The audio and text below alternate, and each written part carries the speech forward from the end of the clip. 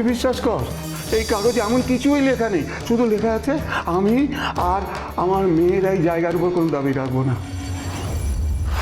ছাতিমা, তোর বাপ তোর কাছে এতটা পর হয়ে গেল, তোর মনে পড়ে যে তোর যখন তুই খুব ছোট ছিলি, গায়ের মধ্যে তোকে নিয়ে আমি ঘুরে বেড়াতাম, মনে পড়ে? হ্যাঁ, সকালে স্কুলে নিয়ে যেতাম, ফেরার পথে তোকে আমি কেক খাওয়াতাম, হ্যাঁ, লুকিয়ে লুকিয়ে তোর মার কাছ থেকে লুকিয়ে লুকিয়ে তোকে আইসক্রিম দিতাম। একবার তোর ধুম জ্বর এলো, আমি তোকে নিয়ে গিয়েছিলাম হাসপাতালে, 3 দিন ছিলাম তোর পাশে, বুঝছিলাম। তোর মাকে জিজ্ঞেস করিস তুই যদি আমাকে সাহায্য না করিস তাহলে কে করবে বল মা? আমি পারবো না, আমি এটা পারবো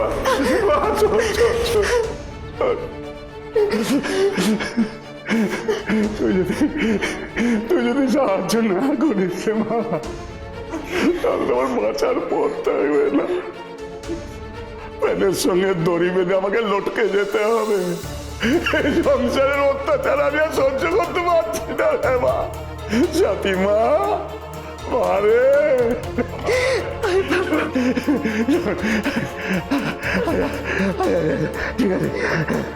ঠিক আছে তাহলে তুই আমার গলাটা টিপে দে, আমার গলা টিপে দে,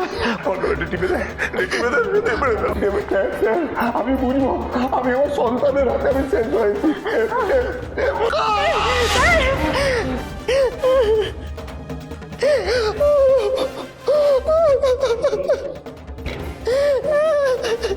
ভালো থাকিস মা, ভালো থাকিস। হ্যাঁ, আমি আসি। শোনা মা, আমার লক্ষ্মী মা, আদরের মা, ভালো থাকিস।